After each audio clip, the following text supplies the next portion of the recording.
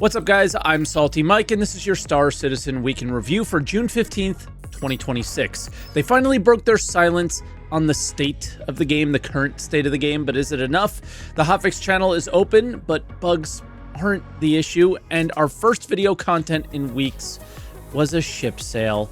All that and more on today's Week in Review.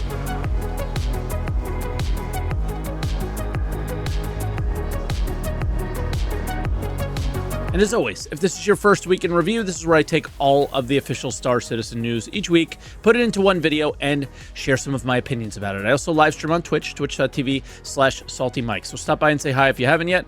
Always enjoy seeing you guys over there. No sponsor this week, so if you want to support the channel, watch the video. And that's pretty much it. You can also subscribe, and there's ways to support financially with like the join button or a super thanks or something like that. But with all that out of the way, let's jump into the limited patch updates that we have.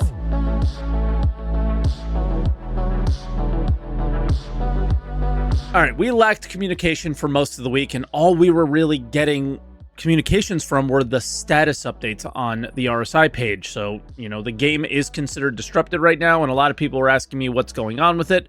Most of the issues are around players not being able to log in. So they're leaving it as disrupted for that reason. What I find odd about this patch is there doesn't appear to be any super huge tech that's been added that could cause these issues, right? Maybe the insurance stuff, but in 4.0 we got server meshing, and that would have obviously caused some things. PES in a 3.0 patch, but nothing major here has really been added, so I'm afraid to see what instancing might do when 4.9 comes. They also made a post with a bunch of the things that they're trying and what they're experiencing in terms of fixes here, so feel free to reference that if you want. At least someone is communicating to us on these issues at this point in the week. There was an update to this on Friday to tell us that they fixed some accounts that could not log in, and there appears to be quite a few people complaining about this issue in my Twitch chat and YouTube comments, so it's not like a nothing issue, right? It is happening, but a lot of people are also over-exaggerating just how bad this patch actually is. They're also applying fixes to some of global lag type things. I've really just been mining mostly, so I tend to only notice issues when scanning slows down over time, but I'm not sure what any of this is addressing exactly in this post. And then they say that they're prepping for a hot fix, which we'll talk about in a little bit. Then we got a post from Niku, which broke that silence that I was talking about in the intro. And again, there was just no discussion about how bad things were, and it was just sale. Like, it was just kind of goofy. And yeah, he starts out with what they're currently investigating. These are things like the refueling notifications, shard locks, oxygen issues in the ironclad, and mined ore disappearing when storing a ship. Nothing here is fixed, though. This is just what they're trying to figure out, or things that are in review to see if they fixed it, which at this point is hard to believe anyone reviews these fixes because they come to us and then they're not fixed. Then we hear about things pending implementation. I assume this means waiting for a hotfix or 4.8.x. These are things like Starfarer using the wrong metric, which is probably why hydrogen fuel is a mess when you try to use it. Finally, aligning the rock and other mining heads properly. I don't think people who don't mine don't understand how bad this actually is. And more on issues with the ironclad. Then we see what's already kind of known to have been fixed, but more importantly, other issues that they're tracking. One thing that's really annoying is freight elevator issues. There are quite a few here, and QT marker issues as well. And then late Friday night, we got a hot fix. And they pull out, some of the pesky things here, but there's a key thing to understand for this patch in particular. There are client-side fixes that might be fixed if you're on the hotfix channel, right? Then these include things like QT issues and jump tunnel fixes. Then there are fixes that require for you to be on the hotfix channel plus a hotfixed server. These are hard to find because they're slowly closing old servers and spinning up new ones with the hotfix on it. So good luck, seeing your docking fixes here, as well as ship-based repair, refuel, rearm. Then the same goes for the server-side ones. You need to be on the right servers. They're trying to address escort missions with these. So that's pretty cool. But yeah, is the issue really all these bugs that need to be fixed? Of course, that's part of it.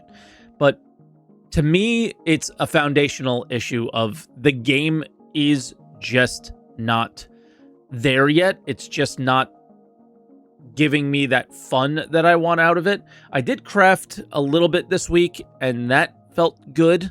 But the effort having to put in for one quantum drive was quite a bit.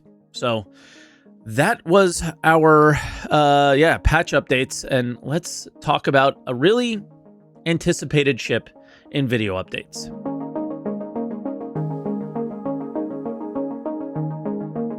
All right, we had a behind the ships for the GatTac Raylan, and we start out with what is the Raylan and what has changed from maybe the original concept a little bit.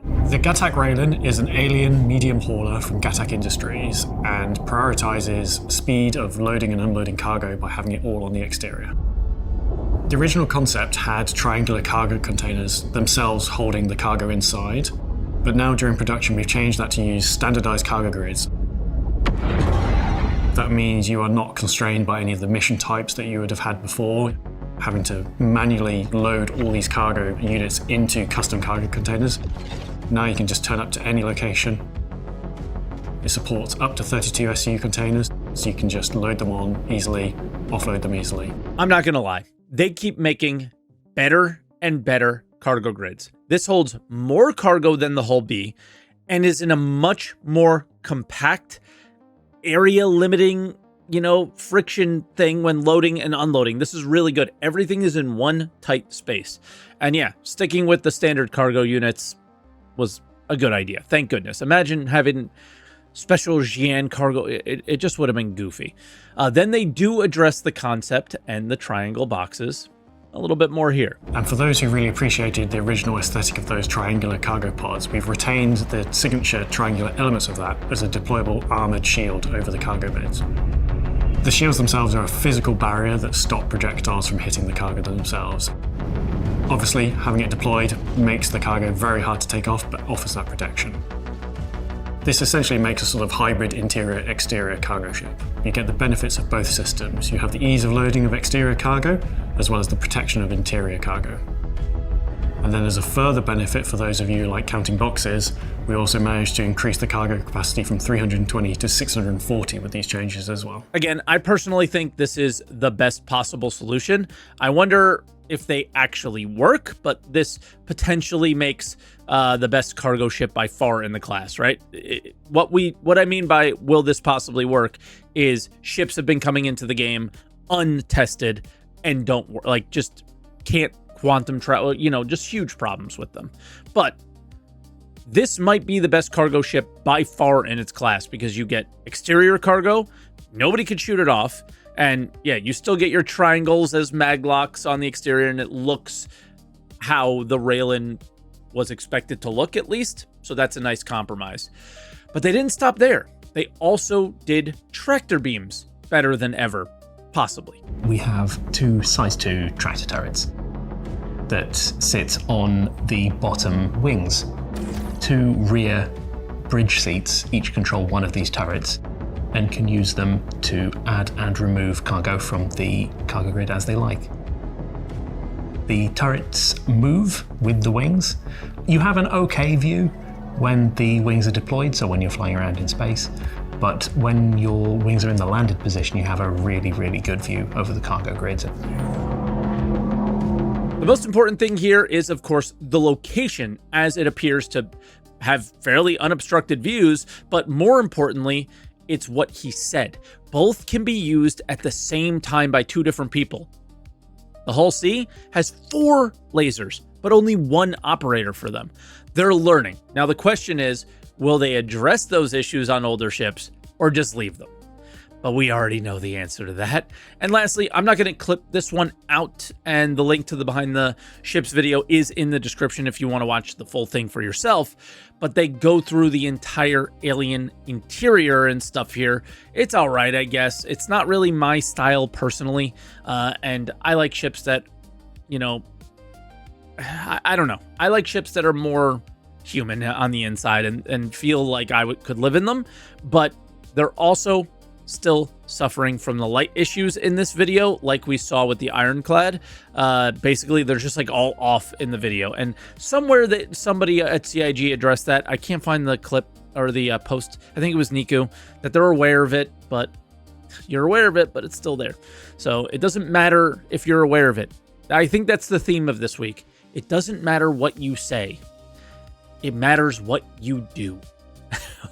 Right? Like, that's the big problem, and you're not doing enough at the moment is what it feels like. All right, that was our ship sale video of the week. Let's move on to updates, other updates, where we talk more about the Gatek Railin to start.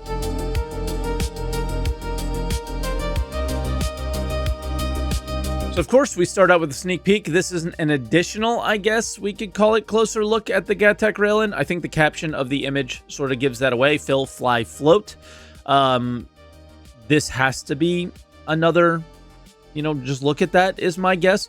It could be a salvaging ship based on that caption, but we saw a lot of the ship, and it's cool. It's certainly a Gatak ship or a Xi'an ship. Based on the lines and stuff. But yeah, let's see how buggy the ship is when it comes out with zero testing, like the rest of the ships, like we discussed earlier. We'll see. And then the monthly bundle it's June. So this is our monthly bundle, and this one's for Alien Week, and this is very alien.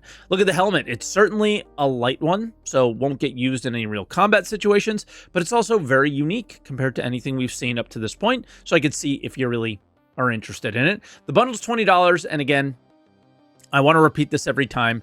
This is not a skin. CIG doesn't sell skins as much as they sell the item themselves, which again has a very special paid advantage that, unlike something that you buy in the game, this can never be fully destroyed or lost. I'm not a fan of this. Wish it was just a skin that you applied to something else, but it's not, and it never will be, and one day I'll accept that, but today's not that day. Bar Citizen is next. This isn't super clear in the post, but I think these are official CIG run Bar Citizens with local ones in each studio. They already happened as of the recording of this video, but there should be a bunch of devs there and community managers, and they also have a bunch of prizes that people could have won, and they give exclusive things at these. This time it appears to be a Vandal Shattered Spear, which is pretty cool. So that's all we have this week. Pretty slow week. Obviously, I think we'll get an addition to the roadmap next week, but in general, I said it earlier, I'll say it again, I don't think people are struggling with 4.8 as much because of the bugs. I think they're struggling with 4.8 because of the current, the current game is just not where it could be or where it needs to be. And at least that's, I can't speak for other people. I should just speak for myself. And that's how it feels for me.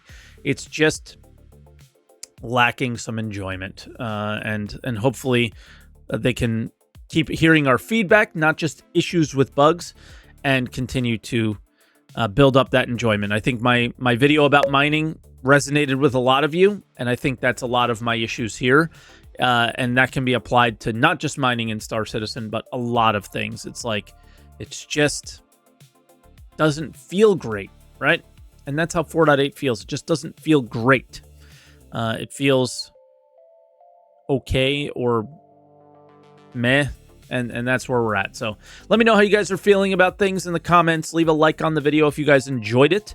And yeah, subscribe if you want more weeks in review. And I'll catch you guys next week. So thank you so much for watching.